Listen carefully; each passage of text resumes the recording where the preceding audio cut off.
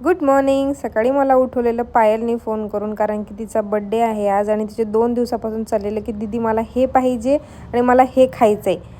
तिच्या बड्डेला ती माझ्या मामांना सोडून मलाच चुना लावते. नंतर आवरून आम्ही गेलेलो ब्रेकफास्ट करायला आणि ब्रेकफास्टमध्ये आम्ही घेतलेला आलू पराठा आणि एवढा बकवास होता ना की भयंकरच.